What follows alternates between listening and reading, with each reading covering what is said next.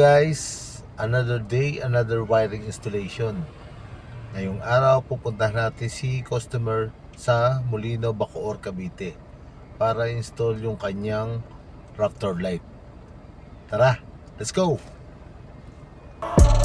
Hindi tayo pamilyar sa address ni customer kaya ginugol map na lang natin. Dito na tayo dumaan sa Imus River Drive dahil dito natin nakita yung may pinakamalapit na daan papunta sa bahay ni customer. Heto ang kagandahan sa ating trabaho na kung saan nakakahanap tayo ng ibang alternate route na pwede natin daanan in case na traffic doon sa isang lugar. Marami tayong guard post sa mga subdivision na ating nadaanan na hindi ganong kahigpit yung kanilang security pagdating sa pagpapasok ng mga 4 wheels na sasakyan. Dito na tayo lumiko sa may Solidarity Road. May kahabaan din pala itong Solidarity Road na dinaanan natin. Pagdating natin sa may tulay, biglang nagre-route yung ating Google Map. Naku, mali tayo ng daan. Balik tayo. Ilang metro na lang nandito na tayo sa ating pin location. Nasa kabilang street pala yung bahay ni customer. Mabuti na lang mayroong mga tumulong sa atin. Salamat po sa inyo. Ayun, nakita na natin ang bahay ni customer.